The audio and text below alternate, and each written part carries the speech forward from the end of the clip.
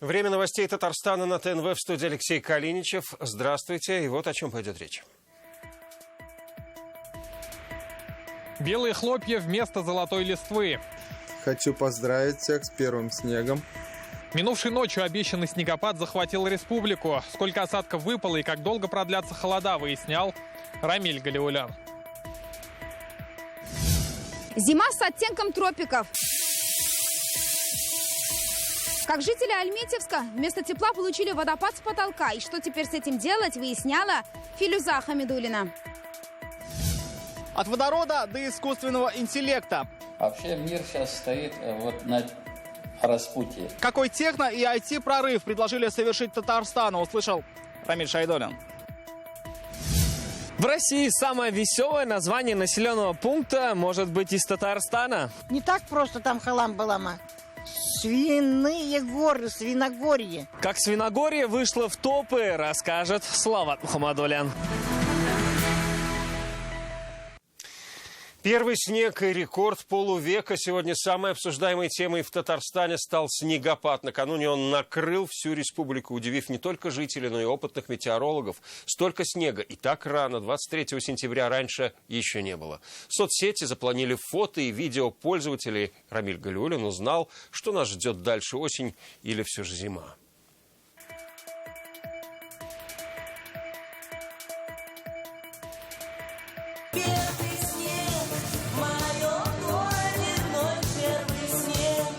Белоснежные хлопья вместо золотой листвы. Так в Татарстане выпал первый снег. Снежный покров накрыл все города и районы республики. Кадрами с белыми пейзажами пользователи активно делятся в соцсетях. Фото с первым снегом выложил и президент Татарстана. В Челнах, к примеру, уже начали лепить снеговиков. В Казани и вовсе предложили перейти на зимнюю резину. И лепешки огромные летят просто. Зверские лепешки.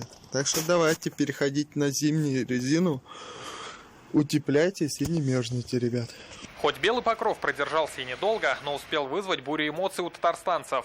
Наделали много фотографий, были очень рады, ходили по снегу и вообще очень хорошее настроение. Я вот, велосипед греет, что еще сказать. Снег выпал, а я вот, говорят, холодно, а для меня жарко. Да, снег выпал. Самое первое это то, что ребенку показали с утра, ей всего лишь 1,5 годика. По словам синоптиков, снега так рано в Казани не было за всю полувековую историю наблюдений. За ночь только в столице выпало больше 6,5 миллиметров осадков. За первый снег спасибо северному циклону. Наша метеостанция Казанского университета ведет наблюдение по 8 срокам с 1966 года. И с этого времени, в этот период, не было такого случая, чтобы 23-го, день осеннего равноденствия, выпал снег. В гидромедцентре отмечают, устойчивый снежный покров ляжет не раньше середины ноября, но температура на этой неделе сохранится рекордно низкой, днем не выше 8 градусов тепла. Температурный фон порядка на 6-7 градусов ниже климатической нормы. И если говорить о температурном фоне, то он скорее характерен для середины октября. Дождь и мокрый снег будут идти всю неделю, предупреждают синоптики. Поэтому достаем зимние вещи. Стоит быть внимательнее и автомобилистам. На дорогах возможно гололедица. Рамиль Галиулян, Чулпан Касимова, Данил Филатов, Марат Зайдуллян, ТНВ, Татарстан. Снег есть, будет ли тепло в домах? Около 200 звонков уже поступило на республиканский номер по вопросам отопления. Больше всех беспокоятся казанцы. Звонят из Челнов, из Бугульмы, Нижнекамска, Заинска. Напомним, вчера было принято решение о запуске тепла в 27 районах республики. В течение 2 недель будет проводиться откладка работы отопительных систем. По всем вопросам, касающимся отопительного периода, жители могут обращаться по номеру телефона, указанному на экране. Вместо тепла они получили горячий водопад. В одном из домов Альметьевска случился настоящий тропический ливень. Когда запустили тепло, прорвало трубу. Да так, что горячая вода с 9-го этажа разлилась до 1-го. Как оказалось, такое здесь происходит не в первый раз. Почему, разбиралась Филюза Хамидуллина.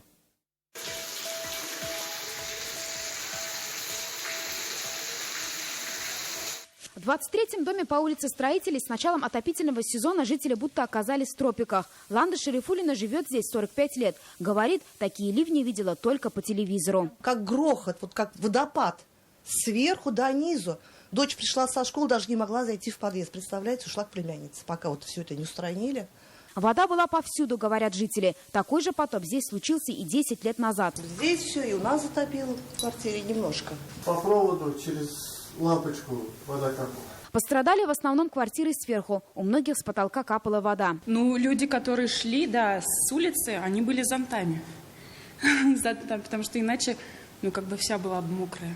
У нас даже через, получается, проем вот оттуда вода домой попадала. Этому дому почти полвека, и капремонта здесь не было никогда. Жители не первый год ждали, когда же прорвет. И вот очередная подготовка к отопительному сезону, опрессовка и пылесос. Здесь до сих пор на стенах следы от горячей воды и запах сырости. Сегодня весь день здесь работали слесари. Чугунная, железная была труба. Из-за чего она прорвала? Ну, старые трубы. Здесь верхний розлив, и вот произошло порыв. Ну, в течение получаса мы подъехали, все устранили. Сегодня уже у нас новая труба. Мы заменили трубу, провели сварочные работы. На балансе управляющей компании «Альметьевск» этот дом лишь 3 месяца. Предыдущая обанкротилась. Говорят, вовремя текущий ремонт не проводила. Повторное отопление обещали дать уже завтра. Ремонт в подъезде начнут до морозов. А вот жителям пострадавших квартир нужно обращаться в управляющую компанию для возмещения ущерба. Юлиза Хамидуллина, Эрик Хабибуллин, ТНВ, Альметьевск. А я напомню, что в нашей редакции есть WhatsApp. Его номер 8 987 420 0101. Сообщения принимаем круглосуточно. Ваши новости, присланные фото и видео могут стать репортажами в наших выпусках. Придет ли искусственный интеллект на крупные производства и сможет ли Татарстан стать производителем водородного топлива? Все это и не только обсудили сегодня на заседании Совета директоров Татнефтехиминвестхолдинга. Его провел Рустам Минниханов. Что предложили, услышал Рамиль Шайдуллин.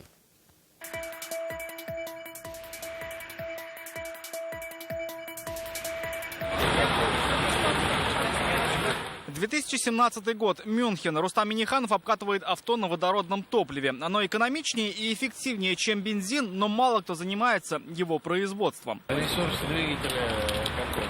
Хотя наладить производство реально. Сегодня команда конструкторов из Москвы предложила начать его в Татарстане.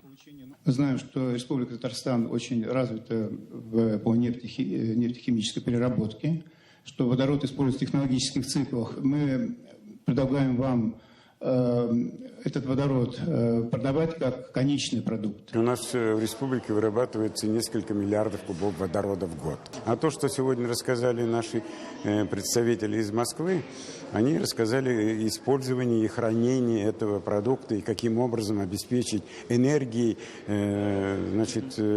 разные регионы и разные области. По задумке, поставлять готовое топливо можно по земле и железной дороге, применять в автомобилестроении и промышленности. Если вы не против, мы бы создали рабочую группу вместе с вами. Какие выбрали бы разные направления. Однозначно то, что водород – это будущее. А вот ближайшее будущее. После визита Рустама Минниханова в Тюмень оттуда приехали производители укрытий для спортивных площадок. Речь в том числе и о подобных открытых площадках, где если летом максимум, что может помешать, это дождь или ветер, то зимой еще и снег. Против него и применяется тент. Надо посмотреть, где мы можем использовать. Вот даже технологические вещи, вот цеха, склады. Это предложение на основе машинного обучения, с которым разработчики готовы цифровизировать крупные предприятия республики. Наша разработка относится к стандарту класса IOPS. Это как раз искусственный интеллект в операциях эксплуатации. Эксплуатации чего угодно. Нам важно и в нашем жилищно-коммунальном хозяйстве посмотреть. Очень много у нас там тоже параметров, дат, цифр, там, информации. Большинство предложений призваны модернизировать производство. По самым востребованным принято решение создать рабочие группы. Рамиль Шайдуллин, Алмаз Зиединов, ТНВ, Казань. В Казанском Кремле прошла рабочая встреча Рустама Минниханова с исполнительным вице-президентом «Лукойла» Равилем Магановым. Подписали протокол соглашения о сотрудничестве. Рустам Минниханов вручил Равилю Маганову орден Дуслык. Компания «Лукойл» представлена в Татарстане дочерней структурой «Ритек». Она добывает 1 000 000 тонн нефти в год. В планах расширить сеть фирменных АЗС и нарастить объемы нефтедобычи. Сегодня компания «Лукойл» наш стратегический партнер не только по технологиям и по каким-то совместным проектам.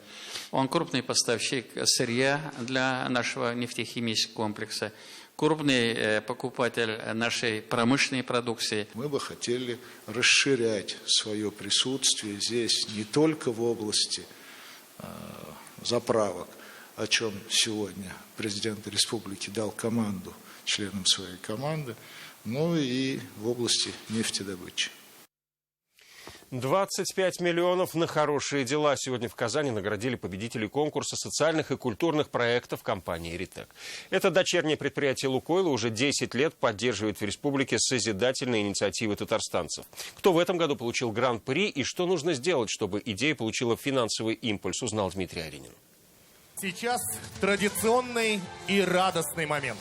Радость на колесах сегодня отправится в Мензелинский район. Местная коррекционная школа-интернат выиграла гран-при конкурса «Автомобиль». Ключи вручили Рустам Миниханов и Равиль Маганов. Юные делегаты школы. Школа представила проект, благодаря которому воспитанники стали больше заниматься спортом и участвовать в различных соревнованиях. Постоянно дети выезжают с преподавателями на всеразличные конкурсы. На спортивные, на творческие. И вот нам необходим был транспорт. В этом году на конкурс поступило более 700 заявок. Зеленый свет к воплощению получили 150 проектов. Между их авторами разделили призовой фонд в 25 миллионов рублей. Барыгызны да бүгінгі матур тантана белән котлыйм. Һәммәгезгә дә зур рәхмәт әйтәсем килә. Шушы конкурста күпме безнең республика проектлары һәрбер муниципалитетта бу эш бара. Это столько людей, неравнодушных к окружающему, старающихся сделать окружающую жизнь лучше. Поэтому я всех хочу поблагодарить. Дипломы победителей сегодня участникам 3 номинаций в деле экологии, духовности и культуры, а также спорта. То, что поддерживают такие социальные проекты, это очень большое государственное важное дело. В селе Адаево теперь новыми красками заиграет центральная площадь, где расположен родник. Скамейки, лестница обязательно. Вот и все. Там прожектора, потому что там очень хорошая чистая вода. Еще мы постоянно пользуемся. Для Сунчелеевского сельского поселения победа в этом конкурсе уже 4-я. Раньше благоустраивали свои достопримечательности, а теперь будут больше петь. Клуб получил аппаратуру. Нужно постараться написать проект более честно. И сметы, и сочинения, и бюджет, и патриотизм. За 10 лет конкурса в нем участвовали все муниципалитеты республики. Идеи татарстанцев получили без малого 250 миллионов рублей. Дмитрий Аринин, Александр Лобанов, ТНВ, Казань. Новые скорые для татарстанской медпомощи. Сегодня ключи от 70 автомобилей вручил главврачам Рустам Миниханов. В этом году это уже 3-я партия новых машин. Всего скорый парк обновился на 187 автомобилей. На это из регионального бюджета потратили 860 миллионов рублей. Получили автомобили все районы республики. Я считаю, что этот транспорт, он реально оснащен, оборудован и даст позитивные отклики населению нашей республики. Все машины оборудованы необходимой аппаратурой. Среди них есть и 4 мобильных комплекса, и 43 автомобиля для перевозки людей пожилого возраста. Уже завтра новые скорые выйдут в рейс. Современное оборудование, там все, что нужно для такой машины, такого класса, все имеется. То есть для диагностики, для качественной и оказания помощи там все имеется. Для нас это очень актуально, поскольку наш город Мензелинск находится на трассе М7. Мы отвечаем за определенный участок этой трассы. И поэтому один из этих автомобилей, он заступит на дежурство как раз для оказания помощи пострадавшим на федеральной трассе. Сегодня День профсоюзов Татарстана. С событием членов движения поздравил Алексей Песошин. Представляя и защищая права и интересы людей труда, профсоюзы показали себя как конструктивная и ответственная сила, имеющая большое влияние при принятии ключевых решений с мнением и позицией, которые у нас в республике считались всегда. Желаю качественной совместной работы, говорится в обращении премьер-министра. Свести травматизм к нулю и сделать производство безопасным – задачи, которые ставит сегодня перед организациями Федерация профсоюзов республики. Они сегодня обсудили актуальные вопросы. В частности, за последние 10 лет производственный травматизм в республике сократился в 4 раза, но цифры этого года заставляют задуматься. объявляю голодовку. Бортпроводники аэропорта Шереметьево в Москве протестуют. Выходных, говорят, не дают, штрафуют, платят мало. В таких условиях работать сотрудники больше не хотят. Мы требуем провести внеочередную, полномасштабную и объемную проверку департамента обслуживания на борту вплоть до замены команды руководящего состава. Защищать интересы сотрудников – задача профсоюзов. В Татарстане это целая федерация. Одна из массовых в стране, насчитывает более 800 тысяч человек. На съезде сегодня те, кто отвечает за безопасность сотрудников, уполномоченные по охране труда. Ежегодно они выявляют более 60 тысяч нарушений на предприятиях. И это только там, где есть профсоюз. Не на всех предприятиях есть профсоюзы, что нам не позволяет осуществлять повсеместно общественный контроль. Так как, если нет профсоюзной организации, люди остаются сами с собой, со своей бедой. Профсоюз – это мощная структура, мощная сила. И сегодня очень многое зависит от нашего взаимопонимания, от нашего взаимодействия и от тех планов, которые мы реализуем в рамках стратегии 2030 в Республике Татарстан. Те, кто работает на крупных предприятиях, хорошо знают о льготах и поддержке профсоюзов. Те, кто помоложе, впервые слышат об этом. Путевки были, пособия были. Для детей много, лагерей много. А ты слышали, что такое профсоюз? Нет. Когда работала, помогали. Чем? Абонемент давали в бассейн. У меня коллеги, да, они как бы вышли из профсоюза, говорят, что слишком, это же получается зарплата, это все-таки снимать с твоей какая-то часть суммы, чтобы как-то помогать другим. За последние 10 лет травматизм предприятия сократился в 4 раза, однако в этом году 16 человек получили тяжелые травмы на рабочем месте, 13 погибли. Значит, есть еще на производствах вопросы, которые требуют немедленного решения. Анна Городнова, Ильшат Мухаметов, ТНВ, Казань. Вы смотрите новости Татарстана, и вот о чем далее. Александр Сладковский 10 лет на казанской сцене. Это должно быть не просто, чтобы мы что-то такое вот сделали, да, вот литературно-драматическое. Это должно быть что-то, как в прошлом году с Радзинским. Что готовит нам Государственный симфонический оркестр Республики Татарстан в новом 54-м сезоне. Об этом Алия Хайрудинова. В России самое веселое название населенного пункта может быть из Татарстана. Не так просто там Халам-Балама. Свиные горы, Свиногорье. Как Свиногорье вышло в топы, расскажет Слава Мухаммадулян. Различные направления сотрудничества в сфере медицины и фармакологии и перспективы реализации совместных проектов обсудил сегодня Рустам Минниханов с представителями компании «Лешех ЛТД». Встреча прошла в Доме правительства. Сегодня указом президента Рустама Минниханова руководителем республиканского агентства «Татмедиа» назначен Айдар Салимгараев. Ранее он возглавлял информационно-аналитическое управление президента Татарстана. Премьер Алексей Песошин встретился с новым руководителем, вручил ему нагрудной значок члена правительства, поздравил с назначением и пожелал успехов на новой должности. Нового руководителя сегодня представили коллективу республиканского агентства. Это сделал Азгат Сафаров на церемонии вручения автомобилей татарстанским редакциям СМИ.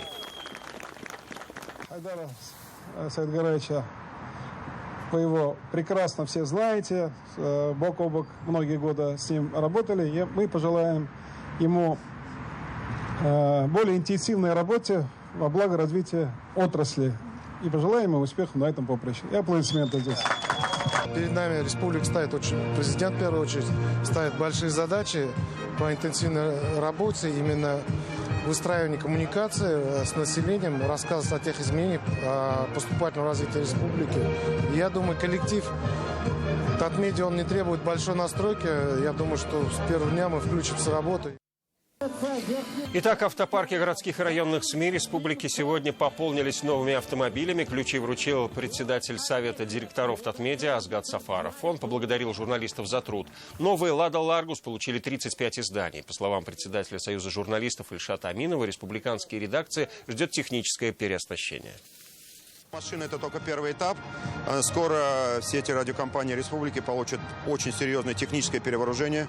Не буду называть сумму, вы ее сами знаете, но это фактически огромный рывок в качестве и в технологиях изготовления телевизионных программ, изготовления и трансляции телевизионных программ. Нынче такая заветная мечта наша исполнилась. Мы получили машину. Вот за 20 лет моей работы на телевидении это первая такая машина. До этого мы, значит, брали машину, мы все в кредит. Подписываем редакции, сами, значит, развозим. Вот без машины сейчас уже никуда. Программисты, инженеры, графические дизайнеры соберутся на одной площадке на Казань-Экспо. В эти выходные пройдет финал всероссийского IT-конкурса «Цифровой прорыв». Этот конкурс – один из самых крупных в проекте «Россия. Страна возможностей». 600 команд из 77 регионов прошли этапы и теперь круглосуточно будут создавать прототипы цифровых продуктов. Кроме конкурсной, запланирована и образовательная программа.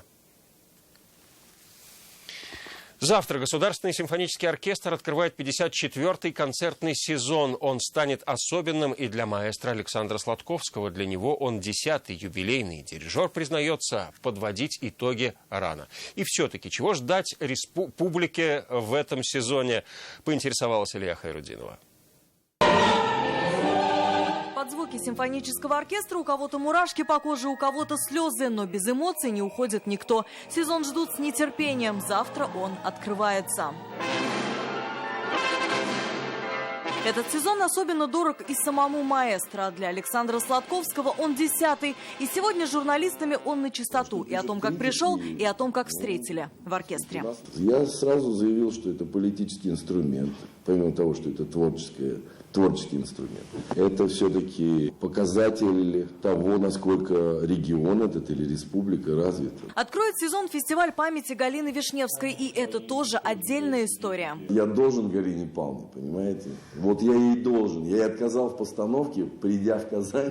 К сезону выйдет и серия дисков со всеми симфониями и концертами Чайковского. Это уже в 2020 году, к 180-летию композитора. Это моя личная инициатива. Как вы знаете, 3 года назад мы записали все симфонии и концерты Дмитрия Шостаковича к его 110-летию. Петру Ильичу в следующем году 180, и Бетховену 200. Я вот планирую еще Бетховена всего записать. В новом сезоне прозвучат и национальные мотивы. У нас ежегодный фестиваль, уже 5-й будет в этом году, в январе-феврале следующего года, который называется «Мирас». Вот, и там в течение 3 вечеров будет представлено огромное количество классиков, уже ушедших. Это фестиваль имени Назиба Жиганова и современных композиторов татарских. Запланированные и заграничные концерты ждет Испания, Япония, Франция, Германия. Илья Хайрудинова, Данил Филатов, ТНВ, Казань. Пермские чуваки могут подвинуть татарстанское Свиногорье. Село из Елабужского района вышло в финал конкурса «Российский населенный пункт» с самым веселым названием. На предварительном этапе наше Свиногорье набрало почти 10 тысяч голосов. Как к такой популярности относятся местные жители и в каких селах со странными названиями приходится жить татарстанцам, узнавал Салават Мухаммадуллин. Свиногорье, где ты поселенная? Вокруг тебя вода большая. Большие и трава зеленая. Неофициальный гимн Свиногорья. Село из Елабужского района. Здесь всего 130 домов. Живет около 200 сотен человек. И самое интересное, в наши дни на Свиной горе нет ни одной свиньи. Зато вот раньше... У нас здесь кругом, значит, вот эти кабаны были раньше в старину. И вот поэтому назвали Свиные горы, потому что было много поросят. Глухая деревушка громко заявила о себе на всю страну. Свиногорье стало победителем предварительного этапа конкурса «Российский населенный пункт» с самым веселым названием. Прошлогодний победитель – село из Пермского края Чуваки. Свиногорцы готовы его потеснить. Не так просто там Халамбалама. Свиные горы, Свиногорье. Как-то сразу, как? Свиногорье. Да. Лучше, наверное, нету, чем наше. Вон вид какой. Близлежащие знают, завидуют, в принципе, что там живешь, дом имеешь. Здесь когда-то были свиные пастбища, это место обитания диких кабанов. Версий у ученых-топонимиков несколько. всегда версий много. Но земли монастырские, то есть, и, скорее всего, в подворье были, так как крестьяне не так просто жили, да, они занимались каким-то хозяйством и поставляли монастырю определенную продукцию. И, скорее всего, они поставляли как раз свиное мясо для монастырских нужд. Горшки, веселая жизнь, Лохова, Бухалова. На веселые названия наша страна богата. Но не везде местным жителям нравится название своего населенного пункта. Так, например, 7 лет назад депутаты Госсовета по просьбе сельчан из Арского района сменили название деревни Кыр-Хайван, что в переводе значит «заходи, скотина», на Кыр-Айван, что уже переводится как «сухой айван». Но это не про свиногорцев. Впереди финал конкурса, и они намерены победить. Слова Ахмадуллин, Ильшат Таипов, Рамиль Закиев, Ильшат Мухаметов, Игорь Романов, ТНВ, Казань, Елабужский район. Нашествие крыс на Казань спровоцировали горожане. Почему так получилось? Подробнее в интернет-газете «Реальное время». В Елабужском районе на дорогу выбежал лось. Такое видео сегодня выложили в соцсети местные жители. Как оказалось, животные преследовали собаки. Испуганный зверь побежал через дорогу, но поскользнулся и по инерции пролетел несколько метров. Из-за заморозков дорога оказалась настолько скользкой. Сахатый встал и все-таки убежал в лес. Больше новостей в наших социальных сетях ВКонтакте и Инстаграм. Вечерний эфир продолжит программу «Вызов 112». Сейчас о погоде и до встречи в 21:30.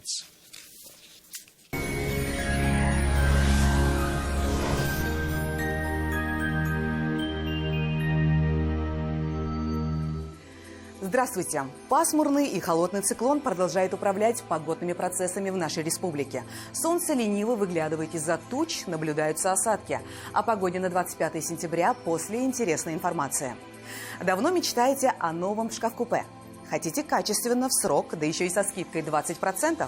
Тогда звоните в Данил Мастер 2 167 166. Адрес Восстание 23. По данным сервиса Яндекс.Погода, на юго-востоке в Бугульме, Бавлы, Азнакаево пасмурно, дневная температура 6 градусов.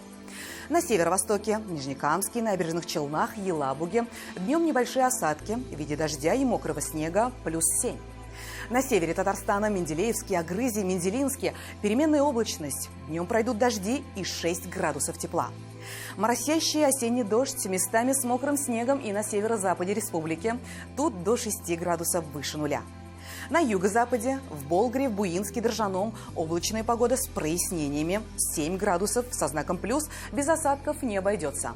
В центральных районах, в Чистополе, Альметьевске, Мамадыше пасмурно, пройдут дожди с мокрым снегом и до 7 градусов выше нуля. Осень хмурится, как ей и положено, поэтому пусть нестабильная погода не омрачит вашего настроения. Федеральная сеть медицинских центров «Доктор Ост» лечение самых сложных заболеваний позвоночника и суставов без боли и хирургического вмешательства. За 10 лет в 10 городах России врачами клиники отменено более 10 тысяч операций. Пациентов с жалобами на боль в спине часто направляют к хирургу. Мне уже удаляли грыжу позвоночника, и снова все повторяется. Направляют на операцию. Что делать? В медцентре «Доктор Ост» уникальный робот помогает вернуть искривленный позвоночник в норму. Грыжа начинает самостоятельно втягиваться на место, освобождая пережатые нерв и сосуды. Боль уходит, возвращается легкость движений. Ваша семья растет, а квартиры нет? Пора расширяться. Трехкомнатная за 4 миллиона 300 тысяч. ЖК «Грин» от ЮЭТ. 5 минут до остановки Академия правосудия в Советском районе. Телефон 233 0303. Жилой комплекс «Грин» – это свежий воздух и речка рядом. Это 5 минут до остановки Академии правосудия в Советском районе. Это квартиры в сданном и строящихся домах по выгодным ценам. Звоните в ЮЭТ 233 0303. В Казани переменная облачность, днем пройдет небольшой дождь. Температура воздуха 6-8 градусов. Ветер западный до 4 метров в секунду. Атмосферное давление 756 миллиметров ртутного столба. Влажность воздуха 75%. В магнитном поле Земли без заметных возмущений. Спонсор прогноза погоды – Банк Нейва. Ценит живое общение. Люди навстречу людям. Оформи дебетовую карту и получай честный кэшбэк с понятными условиями и выплаты живыми деньгами до 5%.